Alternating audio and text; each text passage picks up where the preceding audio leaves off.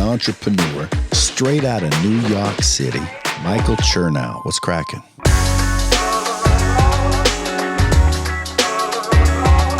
Was there a moment where, when you said you found enlightenment, was there a moment that you can recall that you were like, this is it?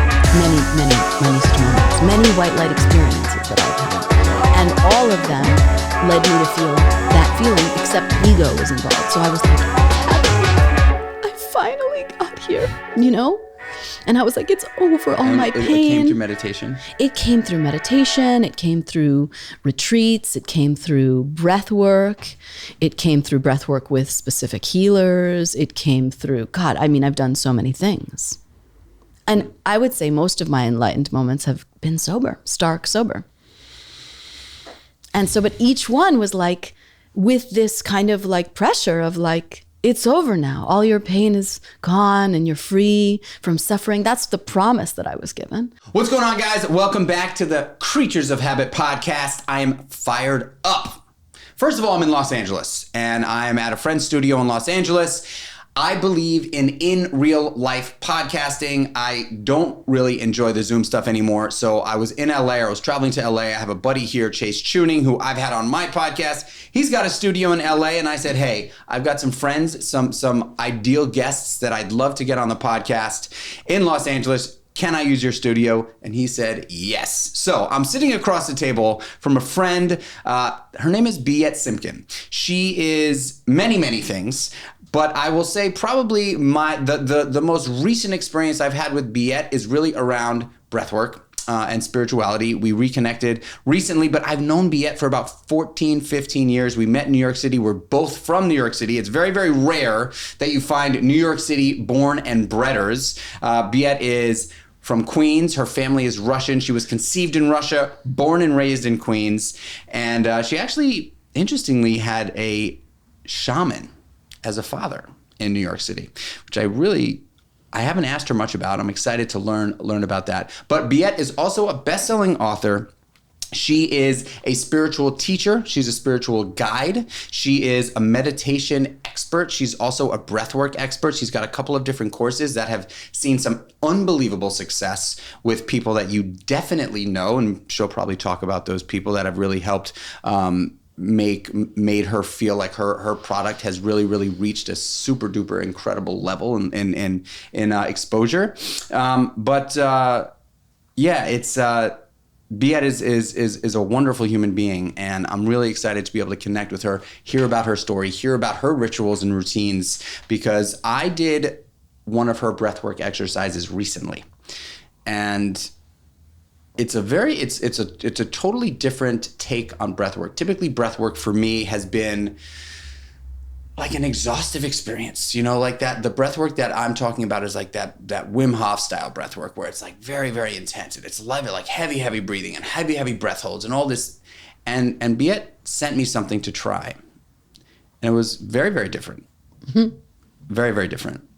And the first couple of times I tried it, I was doing it in the morning. And I was probably in a rush and trying to get out of the house, and I didn't really have the experience that she was telling me where the breath work could potentially get you towards. So she suggested I try it in the evening, and I did, and I was a lot less stressed out, and I was way more open, and I had an experience that I don't even know how to begin to explain. It was amazing and scary and terrifying at the same time, but totally outer body.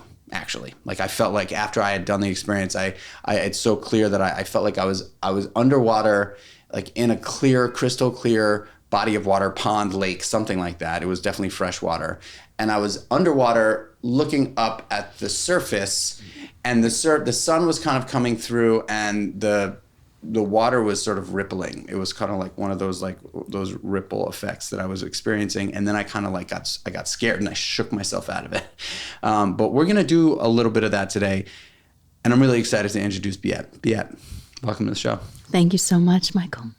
So I just said a lot. I really want to I would love for you to introduce yourself. I'd love to, to take 5 to 10 minutes for you to really walk us through your journey. I know that you have a lot of adversity early on, and a lot of things that you had to come through to get to where you are at today, including walking into sobriety, including losing a child. Lots of stuff that's really, really challenging that I'm sure has made you the enlightened person you are today. And I know that you also wanted to talk about a new sense of enlightenment that you've recently sort of uncovered.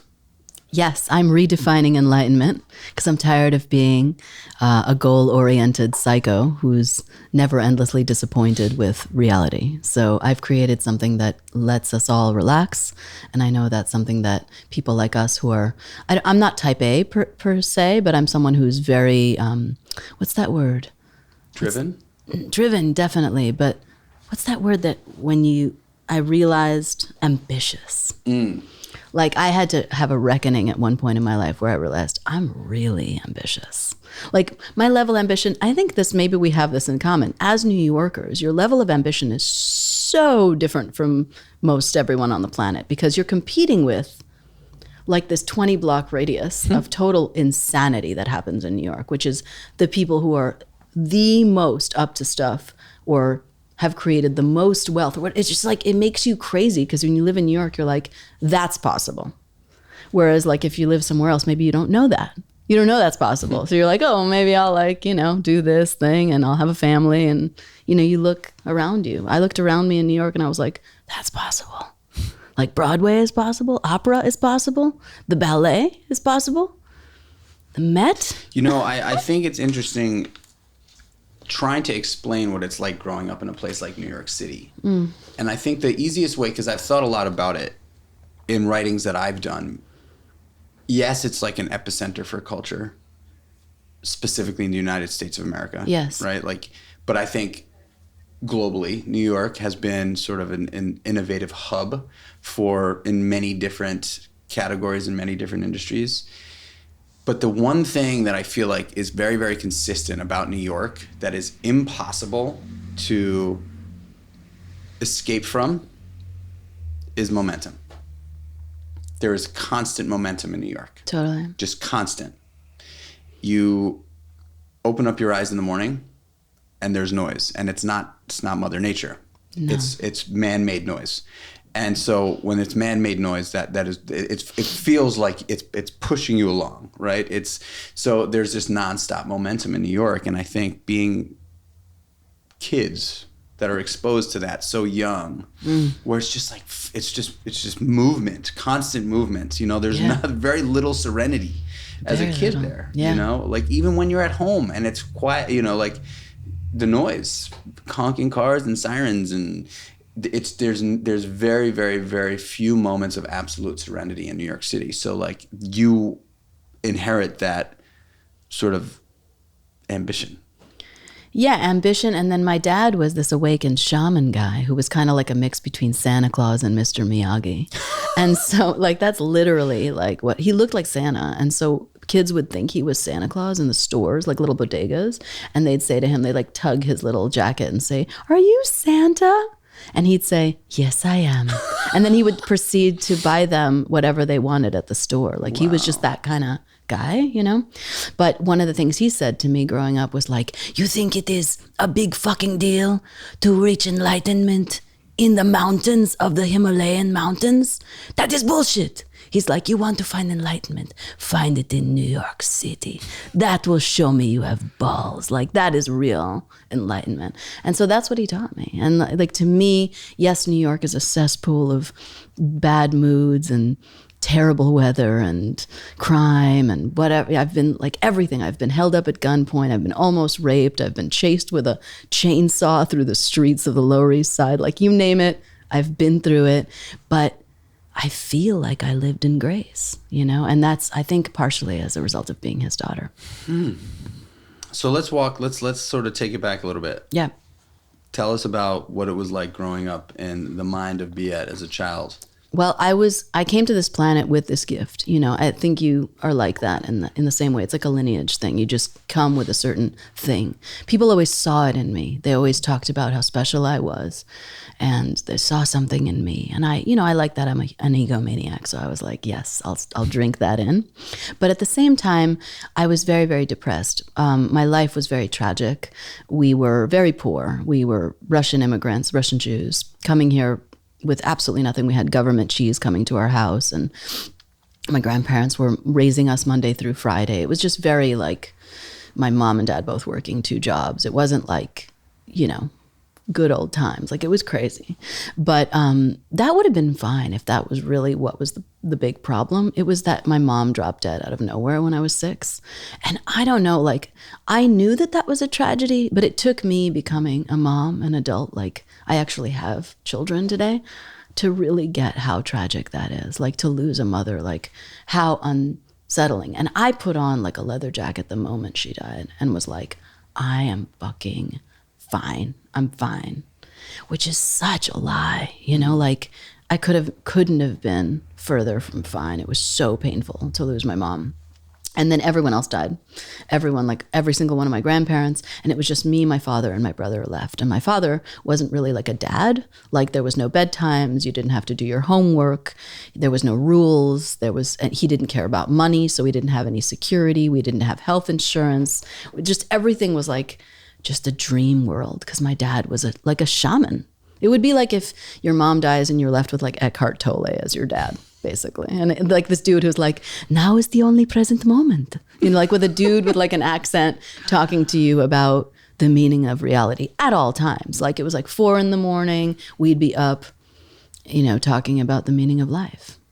And so he raised me, he taught me fourth way wisdom, which is what my first book is based on, fourth way. And fourth way is this idea of finding enlightenment in the real world. Like, while you're wearing plain clothes, while you're winning Academy Awards, while you're up to shit, while you're going to the gym, while you're having sex with your wife, while you're buying real estate or building a pool. Those are things that we don't associate with enlightenment. We associate enlightenment with like wearing a robe and like being perfect and having no more feelings. It's like, no, fourth way is for people who have feelings, who have ups and downs, who lose themselves and find themselves again.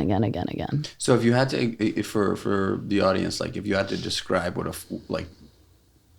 distinctly what fourth way is, what is it? It's enlightenment for the everyman, or it's enlightenment for someone who wants to be in the world. What is enlightenment? Well, I've redefined it. So I think it's hard to, there's the old definition we had growing up, I'm sure you're familiar with, which is that once you reach it, you have a white light experience. You've heard the original story, right, of enlightenment. Like, I don't think I have. I mean, if you read like Siddhartha, or if you read... I love Siddhartha. Yeah, or like the Bible tells you Jesus was enlightened, and, you know, Buddha was apparently enlightened, and then he sat under a Bodhi tree and he never had a feeling again, right? It's the moment where everything sort of clicks and you're at one with God. Basically. Yes. And so I spent my whole life, you know, reading every single book that I could get and thinking, this is the Holy Grail. If I can just find this thing, I'm going to be free from this fucking hellhole that is Earth, where people die, where I'm afraid, where I'm insecure, where I have doubt, where I want things and I don't get them sometimes, where I have breakups, where my heart breaks. And get this, I'm going to drop dead one day. Oh, and it could happen at any minute. Sorry, we don't tell you when it's going to happen. It could just hold on, hold tight, because you could die at any minute. So like that whole thing is happening. And I'm like, if I could just find enlightenment, I'll be free. And so I kept looking for it. I kept looking for it and looking for it. And I looked for it in heroin. I looked for it in cocaine. I looked for it in mushrooms, LSD, ayahuasca, frog's venom, like you fucking name it. And then I looked for it in sobriety. I looked for it in all the things I did once I found sobriety. And guess what? I found it. Like, I fucking found it, right? And then, not only that, I found it, and then I became famous for having found it. And people put me on podiums and flew me all across the world so that I could speak about enlightenment. And you know what? I'm a wizard at enlightenment, so I'm good at speaking about enlightenment, and I make it sound good, and I have that thing that I've had my whole life, that magic thing that everyone's like, ooh, she has that thing, right? But at the end of the day, it's like, no, I still had bad moods after I found enlightenment. That's weird. And I still fought with my husband after I found enlightenment. I was like, that's not what they told me was going to happen. I was like, oh, wait. And I still had financial fear after I found enlightenment. I'm like, listen, buddy, like, this is not what I signed up for, you know? I'm still trying to fine tune my workouts. I still think like, oh my God, I have a little bit of cellulite on my thigh. Like, that was not supposed to be part of enlightenment. So finally, after years and years of suffering through that, from being on stage and then leaving stage and feeling like something was missing, and feeling like I was lying to people. It came to me that, well, through meditation, I meditated on my friend. My friend created this wheel about enlightenment and about brilliance was what he did. He did like a course study on what does it take to be brilliant. And it inspired me to meditate on what does it mean to be enlightened. So I created a new wheel that defines enlightenment. I can share it with you. Yeah, please. Cool. So the idea is that enlightenment isn't a moment. It isn't like you moment and then you become perfect. Instead, it's like a process. So it has many different parts. So imagine like a wheel. So there's like, or a clock, 12 o'clock, 3 o'clock, 6 o'clock, 9 o'clock, right? So 12 o'clock would be enlightenment. It's that moment, that white light where you remember exactly who you are. And you like touch your chest and you run through the wind and you feel, wow, like all that pain I went through was all worth it because I am amazing. And it's beautiful and God exists and whatever, you know? And then, of course, it's followed by something else. And I'm going to call that 3 o'clock. And 3 o'clock is creative flow. Creative flow is where you go into this state and you're being tasked by that inception that happened at Enlightenment, where you're being tasked to create something. Now, it could be a restaurant, or it could be a podcast, or it could be a relationship with someone, or it could be a book, or it could be a business. Like it could be anything, but you're being tasked with something. Enlightenment isn't just a thing. It's like Nikola Tesla had enlightenment, and then, you know, And that's what made that's how people found out that he was potentially enlightened. Yeah, but then he did some stuff. Like he didn't just sit there and feel enlightened.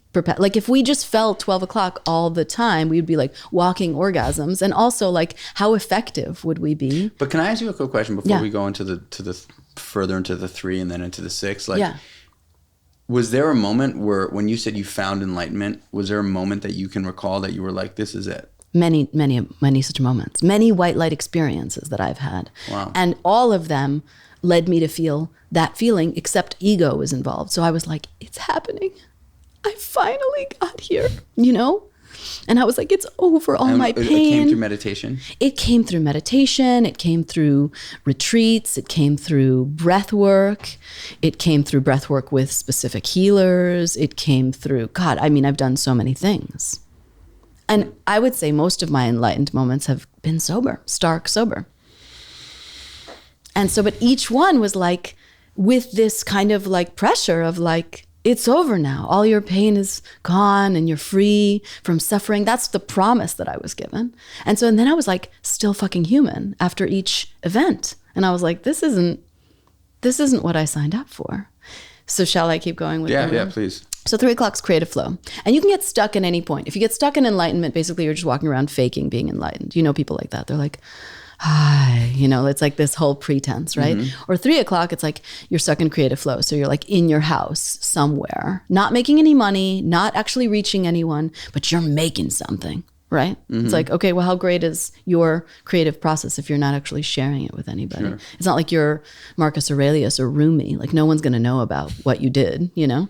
So anyway, 6 o'clock is, I think, the antithesis of enlightenment. And I believe today it's actually a part of enlightenment.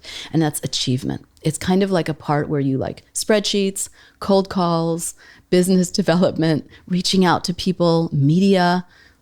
That's part of enlightenment, you know? And I think also as somebody who grew up being raised by a shaman, there was a part of me that was like, it's wrong to make money as a spiritual teacher. It's wrong to actually, but the truth is that if you don't do this stuff, you're not going to help anybody. That's how one helps someone, is like by calling them and saying, hey, just so you know, I founded this breathwork thing. You want to feel it? You know, which is what I did with you, right? And that, and then you felt it, and then you've had this amazing experience. It's like, that wouldn't have happened if I hadn't just called you. So that's 6. And then 9 o'clock is humility. And humility is like when you get hit in the face with the fact that life is a harsh, cold planet where everything turns to crap and nothing goes our way. Have you ever had that experience? Yeah. Yes. Yeah. And so that to me is like a beautiful moment where, you know, I'm about to go do something with the New York Times, but then they cancel. Or I was about to do a huge event at Madison Square Garden, and then they pulled out like 2 weeks before. Shit like that happens all through a person who's successful's career that you don't hear about on the Instagram, you know? Or I do, I share my shit on the Instagram. But like the point is like, it's not fun. But you fall to your knees if you know what you're doing, and you just say, I fucking don't know what I'm doing. This hurts. It hurts. And if you're doing my work, you do a somatic practice with it, and you feel the pain of how painful it is to lose these opportunities, to not get what you want, to feel like you're a worthless piece of crap, to be drawn back to trauma from your childhood and feel like, oh my God, I'm really a worthless piece of crap, right? And you fall to your knees and you realize you're nothing, and boom, 12 o'clock, enlightenment. And so we go over and over. But you need to know how to do each part well and know that each part is actually serving the other. And if you realize that they're all serving each other, there's not this feeling of distance. You know, to me today, because I have this wheel, whenever I hit 6 o'clock or 3 o'clock or 9 o'clock, I'm always like, they're entwined. So like if I'm in enlightenment, I'm like, I'm really a worthless piece of crap also. So there's not this ego to it. Or if I'm in creative flow, I'm like, yeah, but soon I'm going to have to be making like spreadsheets and like reaching out to people. And if I'm in spreadsheet land, I'm like, and soon I'm going to get lots of rejections. Like it's all this gorgeous dance. And it's no longer like a surprise every time I hit the new aspect of the wheel. You know, like I have like a warm, fuzzy feeling after listening to you say that, because I think what you're basically saying is life is an arena of enlightenment, and it's basically if you can be aware of these different elements that exist for everyone, or are available for everyone, yeah, then so like what I was thinking about listening to you, and I was trying to like sort of place like these different moments, and what I kind of came to was I kind of feel like I walk through the circle every day. Mm-hmm. Every day. And so my moment, my 12 o'clock is typically at around 6:35, 6:40 a.m. Mm-hmm. I have this crazy morning routine that I do that I love doing. And, you know, I do it when I'm home. I don't get to do it when I'm traveling. But I'm home most of the time. So I do it every day for the most part. And I sit in the cold water after all these other things that I've done, meditation, breath work, reading, journaling, you know, all this shit that I love doing. And then I finish it in the cold water for 5 minutes, 4 to 5 minutes. And once I get out of the cold water, I have it's in my garage, and I have skylights in my garage. And the beauty of now, the spring coming in, is that the sun is coming up earlier. So... And I've only really started noticing this recently. The sun is up now at 6:30 in the morning, and I get out of this cold water, and I'm on cloud nine. I feel amazing, even though it was very painful what I had just done. Every time I do it, it is painful. Wow. Like truly painful. Like I count 25 breaths typically in the cold, nice long in through my nose, out through my nose, slow long breaths into my tummy. The first 15 seconds, the first 7 seconds are my body just sort of like going numb.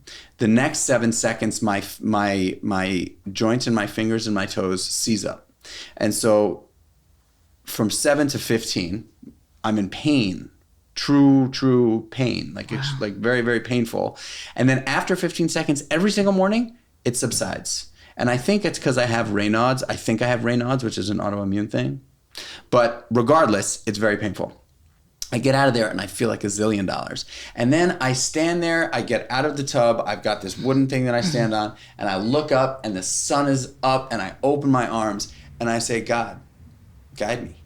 I literally, it's so cheesy, but I do it every morning. I say, God, guide me. I open my arms and I'm there, and I'm feeling like so like available for life. And I look up and I say, God, guide me. And then I turn around and I walk over to the mirror and I just look at myself in the eyes and I say, you're a good guy. You're a good dude. Today is going to be a good day. Doesn't matter what happens, man. I don't tell myself that I'm amazing and I'm a fucking billionaire and I'm going to fucking drive a yacht. I just say, dude, you're a good guy. Yeah. That's all I want to hear from how often do we look at ourselves in the eyes? Genuinely, right? Like, we you and I probably, because of our past, and we've spent a lot more time looking into other people's eyes trying to determine how we feel. You know what I'm saying? Then, like, I started doing this thing where I was looking myself in the mirror in the eyes, really, really just zeroing in on that eye contact. And I was like, oh my God, I see you. Like, I see you, dude. You're a good person. Just, like, believe that. Just know that you are. And then I walk into my house, and that's my 12 o'clock every fucking day. Totally. And then it's followed by the 3, 6, and the 9, right? Yeah. And then it's, and then it's like family time, and then work, creative 3. Yeah. And then investor calls 6. Yeah. And then investor rejections 9. Yeah. Totally. I love it. So, And then that gives us like this ability to just have it be something we have, right? So I don't have to feel so upset when that 12 o'clock leaves, right? When I'm like in the email thread, you know what I mean? You said something earlier that your dad would say, like, it's all about the present moment, and only really in the last, I mean, obviously there's royalty, there's been kingdoms, right, in our history, Roman kingdom, there's kingdoms, but the drive for things is a relatively new thing in human existence. In comparison to how long humans have been up on 2 feet, the drive for material things is new. Okay. Well, 200-300 years maybe, right? And really, really in the last 75 years has it been completely, like, it's exponential, right? Like, sure. Cars and houses and boats and jewelry and the things that we see that a lot of people equate to, oh, that person's successful. Happiness too. Yeah, success, happiness. Oh God, standing in front of a fucking Rolls Royce, must be killing it in life. So it's a new thing for us, and from like my like, it's just untrue. It's untrue. Happiness, from my experience, is a feeling that you work for. You work for, but it doesn't have to do with pressure. It's not like a pressure. Pressure is not going to create diamonds in the mind. Pressure creates diamonds underground. Yeah. But pressure, from my experience, is not going to create diamonds in our mind. Because we ultimately want to be connected. And pressure disconnects us. That's true. I mean, this is sort of like I believe that that's at the core of what happiness is, right? Connection? Yeah. Isn't it? I think so. It's one of the things for sure. All right. So I'm going to stop talking. So why don't you, can you tell us about what your morning routine looks like? Because that's like, I think a lot of people that listen to this podcast really do come for a bunch of stuff, but love to hear sort of what someone like you would do in the morning. Sure. I think it'll be helpful for any of your woman listeners, because I am a mom. I'm currently a mom of a 2-month-old too. So my morning routine looks very different than what it looked like before I had children. So I have a 4-year-old and now a 2-month-old. Before they were born, my morning routine looked like waking up and immediately, going to make an espresso back then, because I liked coffee back then.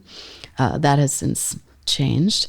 But I would drink an espresso and then I would go meditate for 30 minutes. To me, meditation, like if it's less than 30 minutes, doesn't even work. I mean, I love it. Like I'll do it, especially if I'm like in the presence of someone else who's like fostering it for some reason or something, whatever. But I have found for myself, it's in those last 5 minutes that I get like the bliss state. It's like 25 minutes of like blah, blah, That's what blah. I've been missing then. I've never meditated for 30 minutes. Oh, it really does happen in those last 5 minutes. Like the 25, the 25 minutes of like, not hell, but it's kind of like, oftentimes it's stress release and thoughts and then something happens at 25 minutes. And I've literally timed this, clocked it over and over. I'm like, it's happening. And I'm like, oh wow, of course it's happening, because it's like I have 5 minutes left. And I'll sit there and I'm just like, not a thought in my mind, something, amazing happens. Anyway, so after the 30 minutes, I would do my guided by Biet breathwork, like the special breathwork that we're going to be doing later today. And that, as you know, only takes like 4-5 minutes, which is exciting and like very easy to do. I love that my breathwork isn't work, like you just described, something that's so much work, like you get in the water, that's real work. And there's so many things that I do that are real work, which I'll get into. And after that, I move into a movement practice, which to me is work. I do either Pilates or I'll do like a soul cycle class. This is all very like silly sounding, but like it's important. And I feel like for me, Pilates and soul cycle and those like types of things help me with mood stuff. Like I feel like they've vanquished a lot of sadness and depression that often lives inside my body for somatic reasons. That's my main practice. And then what I do is through the day, I'll do somatic practices through the day. So if something comes up that is troubling me, I'll either stop and pause and do some prayer, which only takes about 30 seconds, or I'll stop and do some breath work, which again takes about 3-4 minutes. And if I have a longer stretch of time, I'll do a full somatic practice, which takes about 20 minutes. So talk to us really quickly, just for everyone, including myself, somatic. Somatic. So somatic means incorporating both body movement and breath concentrated on certain topics of upset. So for instance, if I have a moment of shock in my life, that the shock is based on usually a feeling of shame or a feeling of rage. Right? So if shame or rage come into my life for whatever reason, and they come upon because I said something weird and I shouldn't have said it, or they come upon because like I felt a certain way when I was around someone, or I felt a certain way because it triggered some past memory that was really painful for me. Sometimes we don't really know what's going on when we have an upset too. Like we're often just like, I'm just upset, but I don't know why. So I'll sit down and do a 20-minute, this is also going to be part of the courses that I released this year. It's a 20-minute somatic course that allows you to mix breath work and body movement, and then allows you to allocate where in your body that particular stressor is actually living. And it allows you to name that stressor and then find the memory associated with that stressor, which is so relieving because oftentimes the memory, not often, but always the memory is associated with something that happened before the age of 12. And so if I can do that, what happens is that I separate Biet pre-12 years old Biet and 44-year-old Biet, which is what I am now, and they become two separate people. And that freedom of being able to hold both. Now, the truth is that 12-year-old, 6-year-old, 8-year-old Biet, or 6-year-old Biet who lost her mother, or, all these Biets that lived before and lived through all this trauma, they're never going to die. Like, I think there's a part of us that wants to like outrun these people. But the truth is that they're trapped in time. The way time works is that person is for forever. Or if you were like raped or molested or your house burnt down or a close one died or whatever happened to you, like that's happening infinitum forever in time because time doesn't work the way we think it works. So the moment you get triggered in real time, you go right back to that moment. That person's still living there, living through that trauma. So if you become entwined with them and you think you are them, then you're fucking stuck for the day and you feel crazy. But if you can just separate yourself and then soothe that person, which is what somatic work allows you to do, then you are calm. You can move on with your day because you're not confusing yourself with the. Gosh, it's like emotional talking about it, hearing you say it, because I'm currently working on some serious inner child stuff right now. I'm like doing like a pretty intense thing, and I also have a ton of trauma from my childhood, and I've done so much work on it over the years, tons of work on it. And I'm totally aware, acknowledge, and have come to terms with what's happened. The problem I think that I've just recently discovered was that I thought I had, quote unquote, dealt with it. But what I didn't know was that just being aware of what's happened and talking with therapists about it and talking with AA sponsors and doing a bunch of writing on it doesn't mean that I've actually connected with the feelings and the emotions of that person. And so what I'm currently going through is, for the first time ever, experiencing the sadness of the 5-year-old, 6-year-old, 7-year-old Michael Chernow. And it's so sad. It's so sad. Oh, I'm like, I've been like, my emotions when I do the work, and I can't do a lot of it, and I can't do it all the time, right? Like I've been doing it like in spurts because it's super real for me. Yeah. Like I am like, oh my gosh, I could never imagine treating a child like that, being a father, knowing that I have an 8-year-old and a 5-year-old son. I could never, ever. No, and I'm not, this isn't like, oh God, victimizing my story. This is like, holy shit, this shit happened to me, and I've never been in tune with those emotions. Totally. I was so sad. And it just, and the sadness ultimately for me made me fucking angry, you know? And so I'm like, really, it's so interesting that you talk about that, because because now I'm experiencing what those feelings, like the feelings of that child for the first time, really, like, oh my God, like I wanted to sleep at every single one of my friends' houses. Anytime I had an opportunity to stay out of my house, right, I did. Begged my friends very, very strategically, as a little kid, knew that I had to make my friends' parents like me, because if they liked me, then I can sleep over. Resourceful. Yeah. Yeah. And so just like it's just that, what you said, that freezing and that person, yes, that emotion, that trauma, that thing is frozen in time.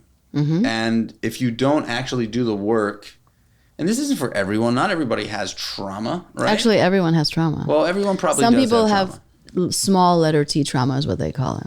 Like you were at a party and you felt weird and nothing actually happened. But actually it's like ding. Something happened, yeah. Like a girl, you were there and she looked at you funny and your pants were wet. Like it could have been so small. A lot of people don't even remember what happened. It's so funny. I remember when I was probably in 5th or 6th grade, I was wearing khaki pants.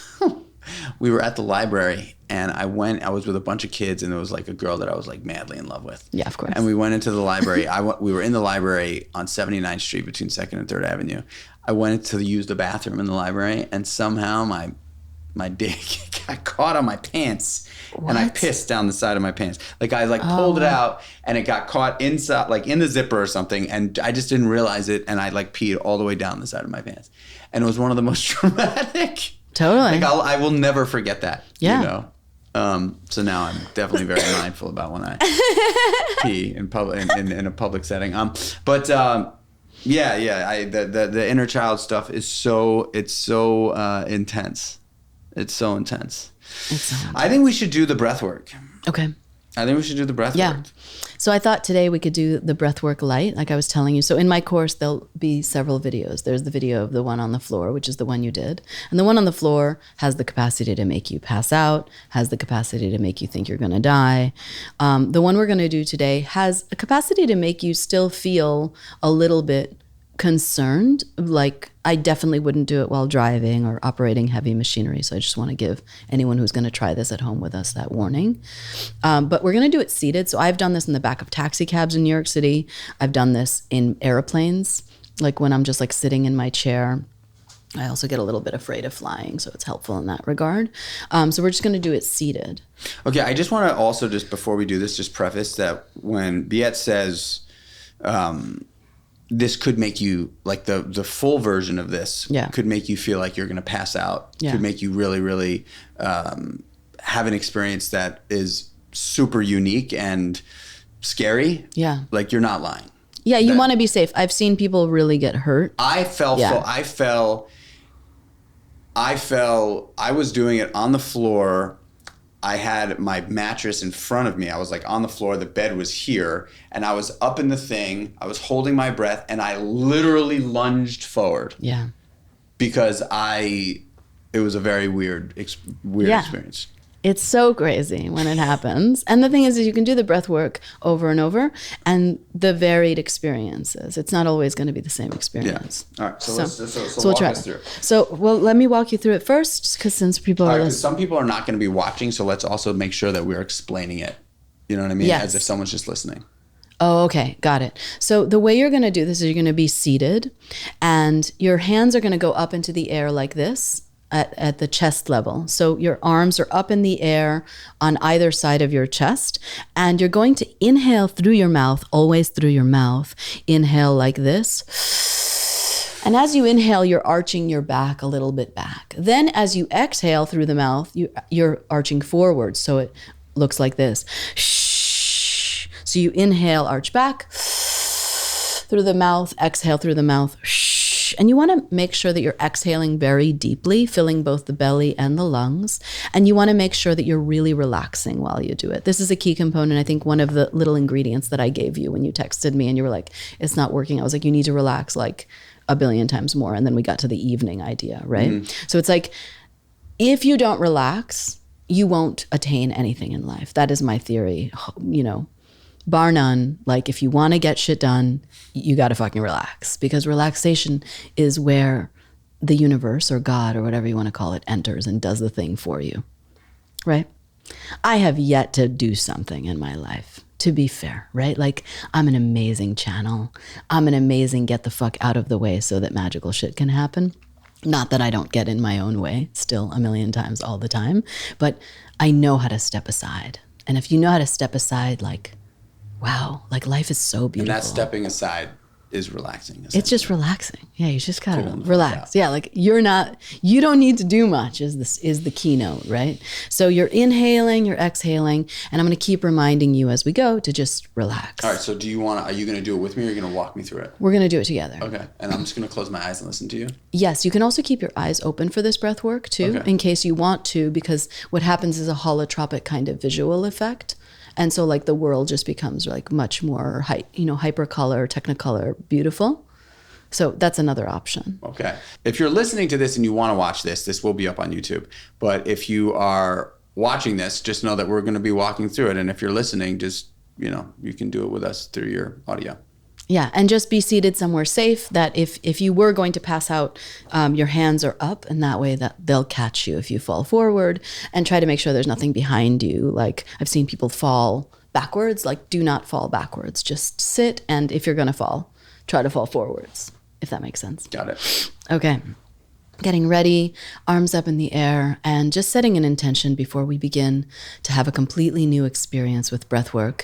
And any breathwork you've done before, just being open to this being totally fucking different. All right, let's go. Inhale 1 and arch back. And release. Inhale 2 even deeper. And release. Relax even more. Inhale 3. And release. And on the 4th one, hold at the top, belly out, chin up. Belly out, chin up. Look up at the ceiling above you, hold the breath. And then hit the chest, release the air.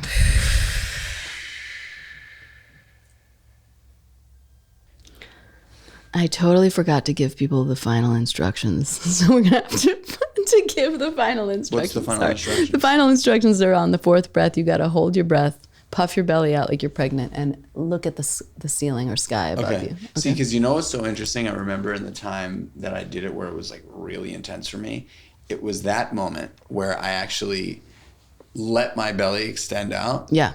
And made sure that my neck was straight up and I was holding my breath with my belly extended out and my butt back a little bit. Yes, yeah. Was when I was like, oh my God, it's happening. Yeah, because these are the key components of this breath work. Is like you can't remove them. So we're breathing 3 times in and out through the mouth. On the 4th time, you hold the breath at the top. Hold it, really hold it. Puff the belly out like you're pregnant. I was just recently pregnant, so I still kind of look pregnant. And you're just kind of puffing it out. And then you look up at the sky above you and you're holding your breath. It looks like this. And then you hit the chest, which is like just to kind of touch this heart center.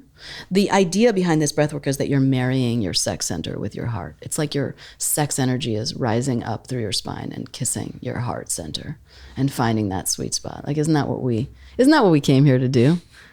Let's go. Like, that's my soulmate right there. Like my heart and my pussy, like, you know, in your case, obviously it's different genitalia, but like, you know, it's this marriage, right? So we're going to do it again. Let's do a couple rounds with this one. Again, setting intention. If you feel comfortable, you could put your hands in heart center. And if you're listening to this at home or watching us at home, just, you know, ask to have a new experience and be open. I like to say, please help me. That's a mantra I really like. Please help me. And then arms out. And begin. Inhale 1 through the mouth. And release. Inhale 2, but deeper. And release. Relax even more. 3. And release. And this fourth one, hold at the top. Hold the breath. Belly out, chin up. Hold the breath. And hit the chest. Release.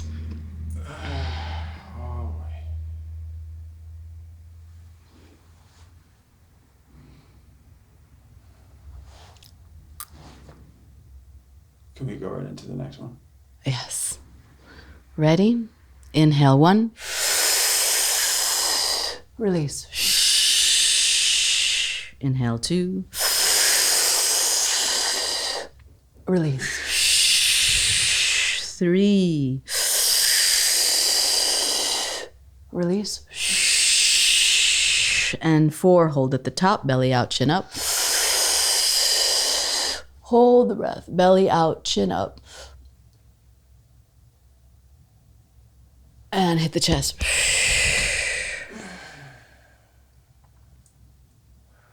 Ooh.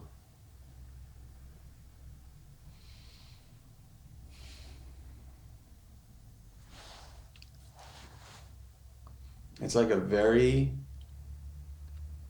it feels very, like everything feels very clear.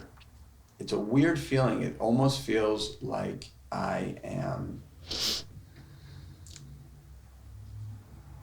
guess the only thing that I can really think about is I feel baselined out, which I think is almost the purpose of doing something like this, where you're just trying to just like bring it down. But if I think about what the feeling I just had was,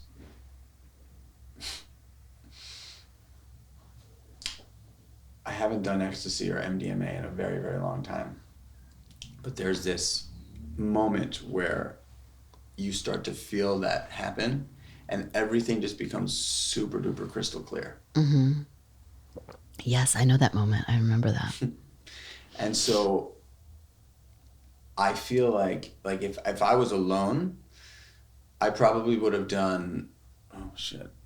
If I was alone, and doing it in the chair, I probably would have done 3 or 4 rounds. Yeah. And then sat. Yes. Right?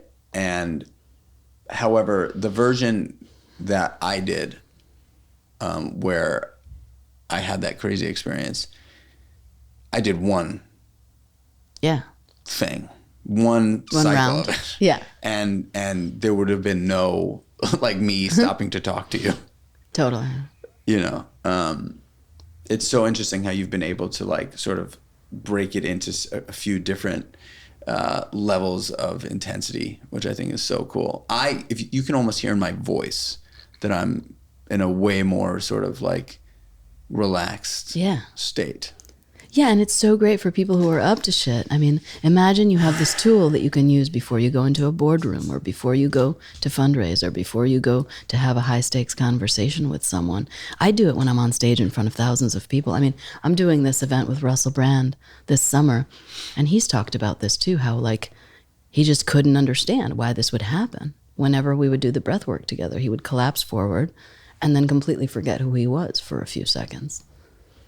And it's just like, then we go on the stage and we do it, and there's thousands of people in front of me. Right before I start, I do the breath work. I can do it without anyone noticing I'm doing it at this point.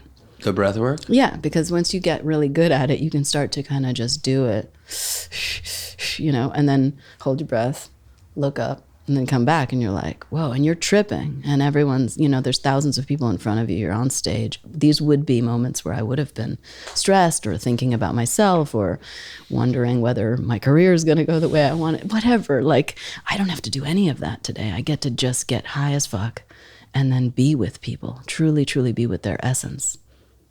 And I'm like, you have no idea what's happening with me right now. And I'm not hungover, and I'm not destroying my family, and I'm not like scouring the streets of Bushwick looking for heroin, but I'm getting all the same effects. Wow.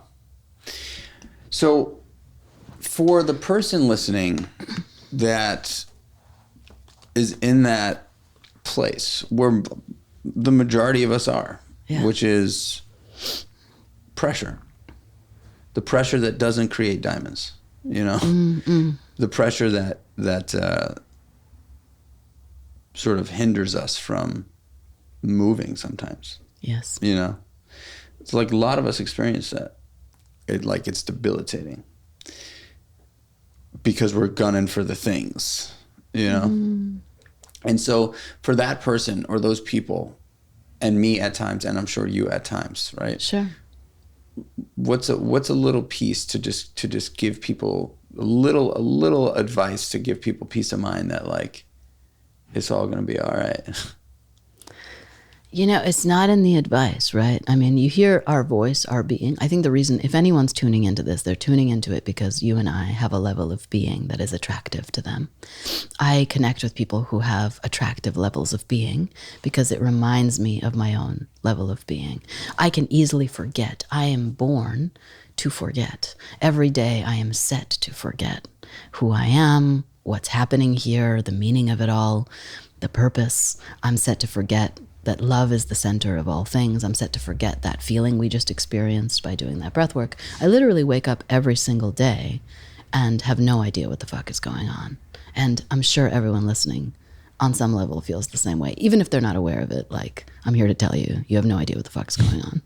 And so if you're willing to connect with people who have a level of being that reminds you of who you are, and you do the things that they're doing, right? Like, I didn't just, okay, great, me and Michael just did some breath work. Good for us. Pat us on the back. Wow, we're so amazing. Let's cold plunge next. You know what I mean? Like, we do a lot of stuff. We do a lot of stuff to be as incredibly attuned as we are, and to even to have found each other and to be doing great things in the world, right? Mm-hmm. If people want what we have, they need to do what we do. No advice is gonna strike that. Like, even me just saying this, it's like already resonating in someone's mind as like, I already know that. I already know what she's peddling over there. Mm-hmm. Not because it's nothing new, but because we love each other. We're made of the same stuff. I have moments where I question I'm trying to think of the right word. It's only recently have I been questioning this sort of, I think, I heard, I got an email probably about 2 or 3 months ago from someone who I like, a guy that I like a lot. And the email said, I used to wake up and meditate and stretch and read and write and sauna and cold plunge and blah, blah, da, da, da. And he said, and then one day I realized that I didn't like doing any of that. I wanted to just wake up and do whatever I want to do. And he said he feels better now. And I was like, wait a second. Like, am I doing this for the wrong reason? Do I do the things that I do for the wrong reason? And so I caught myself. I was like, am I a phony? Am I a phony? That email, right? And how interesting is that? It's an email. An email can have me question my whole entire, like, all the things that I've been doing for years to be grounded, because I'm an extreme fucking maniac, and I need structure and things to keep me from, attacking everything around me. Amen. In like good and bad ways. And so I put myself I was like, wait a second, like, would it be better? Would it be a better life if I just like woke up and did whatever I wanted to do and like didn't give myself any and then I said, what the fuck? Dude, I love myself. I love caring for myself. Yeah. I need to care for myself. Yeah. Why would I allow what somebody else thinks or does to impact the thing that I know is what helps me love my family? I love my family. Amen. And I love my family so much more when I love myself. Yeah. And I need to take steps every single day because I naturally, organically don't love myself. Yeah. Naturally, organically, I hate myself. Unfortunately. That's the truth.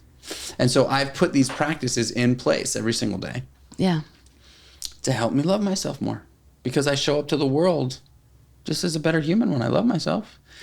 And so when people ask me like, oh God, you're like one of these guys, oh, you're fucking this and you're that and you're this. And I'm like, actually, yes, I am. I mean, I do it. And the breath work that you talk about and meditating for a half an hour and like these things, like people can question and roll their eyes. Most people that are listening to this podcast are either doing that stuff or very, very curious. Yeah. Or like my mother, my mom, but like the truth is that all the things that we do on a daily basis, the habits that we consistently do that actually make us feel good, that don't cost money necessarily, you should not question. We get one day to put it on the board. We get one day. You get one.